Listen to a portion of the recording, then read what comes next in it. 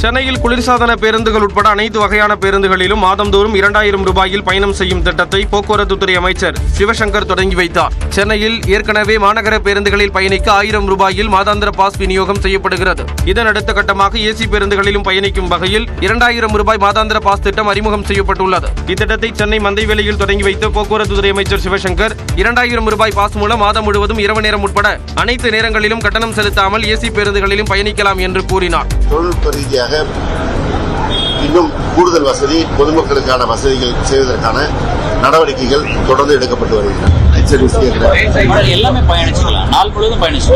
இத்திட்டத்திற்கு ஆதரவு அளித்து பொதுமக்கள் பயனடைய வேண்டும் என்றும் அமைச்சர் வலியுறுத்தினார். மேலும் நடப்பாண்டு இறுதிக்குள் சென்னையில் பேட்டரியால் இயங்கும் 635 பேருந்துகள் அறிமுகம் செய்யப்பட இருப்பதாக சிவசங்கர் குறிப்பிட்டார்.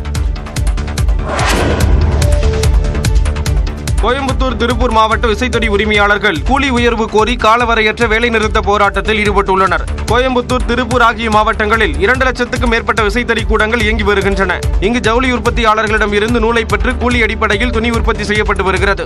அவ்வாறு நெசவு செய்யும் விசைத்தறி உரிமையாளர்களுக்கு 3 ஆண்டுகளுக்கு ஒருமுறை ஜவுளி உற்பத்தியாளர்கள் கூலி உயர்வு வழங்குவது வழக்கம். ஆனால் 2022ஆம் ஆண்டு போடப்பட்ட ஒப்பந்தத்தை முறையாக செயல்படுத்தாமலும் கூலி உயர்வு வழங்காமலும் இருப்பதாக கூறி கோயம்புத்தூர், திருப்பூர் மாவட்ட கூலி நெசவு விசைத்தறி உரிமையாளர்கள் காலவரையற்ற வேலை நிறுத்தத்தை தொடங்கியுள்ளனர்.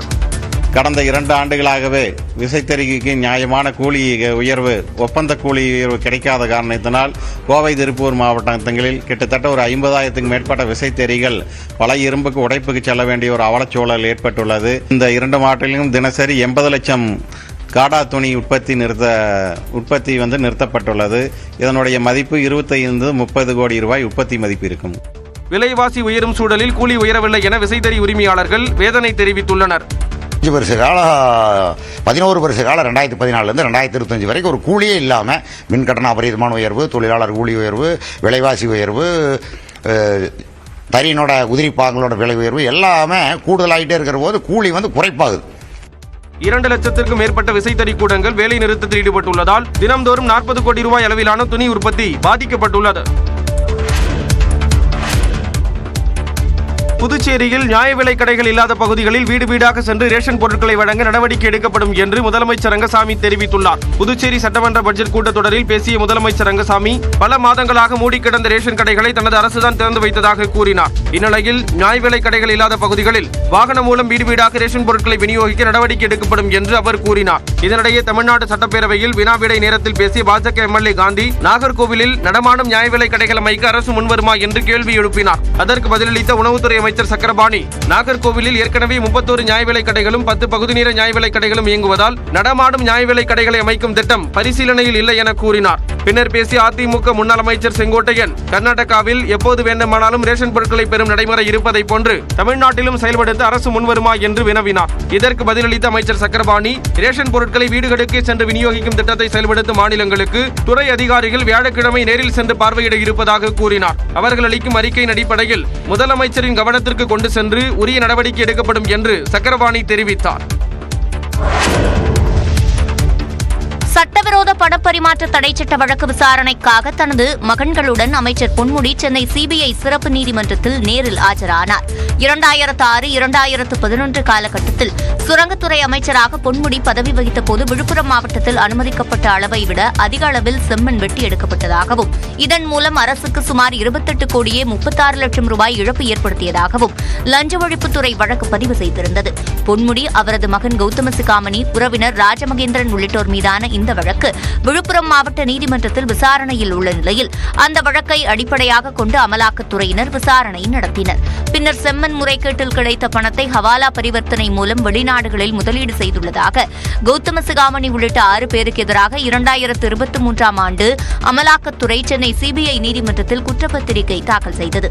அதனைத் தொடர்ந்து பொன்முடியின் மகன்கள் நிர்வாக இயக்குநர்களாக உள்ள மருத்துவமனை மற்றும் நிறுவனங்கள் மீதும் குற்றம் சாட்டி கூடுதல் குற்றப்பத்திரிகை தாக்கல் செய்யப்பட்டது. இந்நிலையில் நீதிமன்றத்தின் உத்தரவின் பேரில் அமைச்சர் பொன்முடி, அவரது மகன்கள் கௌதம சிகாமணி, அசோக் சிகாமணி உள்ளிட்டோர் சிபிஐ சிறப்பு நீதிமன்றத்தில் நேரில் ஆஜராகினர்.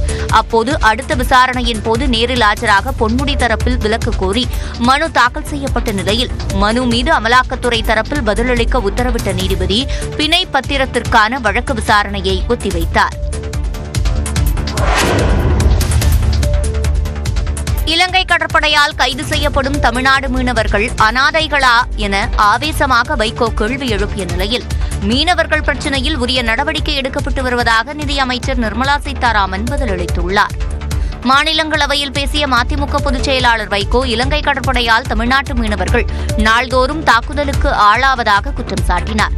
ஆனால் மத்திய அரசு இதனை துளியும் கண்டுகொள்ளவில்லை என்று ஆவேசமாக பேசினார். They are also taxpayers to the Indian government. The Tamil fishermen are the orphans of the world. Every 40 years, 843 fishermen have been killed by the Sri Lankan Navy. And our Honorable Finance Minister also spends her time, meets them. Mr. Jaishankar meets them. For what purpose our Prime Minister is going to Sri Lanka? இதற்கு பதிலளித்த மத்திய நிதி அமைச்சர் நிர்மலா சீதாராமன் மீனவர்கள் பிரச்சினையில் உரிய நடவடிக்கை எடுக்கப்பட்டு வருவதாக கூறினார். Let it be sure here that there is no effort left out without trying to help our fishermen. Every time there is a crisis, the Foreign Affairs, External Affairs Minister and the Prime Minister himself, I fully recognize the concern of Vaiko. இந்நிலையில் மீனவர்கள் விவகாரம் குறித்த வைகோ பேச்சில் ஒரு வரியை மட்டும் அவை குறிப்பிலிருந்து நீக்குமாறு நிர்மலா சீதாராமன் கோரிக்கை வைத்தார். அதனை ஏற்று வைகோ பேசியதில் ஒரு வரியை மட்டும் நீக்குவதாக மாநிலங்களவை துணைத் தலைவர் ஹரிவன்ஷ் நாராயண சிங் கூறினார். பொது இடங்களில் வைக்கப்பட்டுள்ள திமுக கொடிக்கம்பங்களை 15 நாட்களுக்குள் அகற்ற வேண்டும் என்று திமுக பொதுச் செயலாளர் துரைமுருகன் உத்தரவிட்டுள்ளார். தேசிய மாநில நெடுஞ்சாலையோரம் மற்றும் உள்ளாட்சித்துறைக்கு சொந்தமான இடங்களில் அமைக்கப்பட்டுள்ள அனைத்து கொடிக்கம்பங்களையும் 12 வாரங்களில் அகற்ற உயர்நீதிமன்ற மதுரை கிளை கடந்த ஜனவரி 27ஆம் தேதி உத்தரவிட்டது. அந்த தீர்ப்புக்கு எதிராக மேல்முறையீடு செய்யப்பட்ட நிலையில் 2 நீதிபதிகள் அடங்கிய அமர்வும் பழைய தீர்ப்பை கடந்த 6ஆம் தேதி உறுதி செய்தது. இந்நிலையில் அறிக்கை வெளியிட்டுள்ள திமுக பொதுச் செயலாளர் துரைமுருகன் மாவட்ட, ஒன்றிய, நகர, பகுதி, பேரூர், வார்டு, கிளைக்கழக நிர்வாகிகளுக்கு அறிவுறுத்தல்களை வழங்கியுள்ளார். அதில் தேசிய மாநில நெடுஞ்சாலைகள் மற்றும் உள்ளாட்சித்துறைக்கு சொந்தமான இடங்களிலும் பொது இடங்களிலும் உள்ள திமுக கொடிக்கம்பங்களை அகற்ற வேண்டும் என்று தெரிவித்துள்ளார்.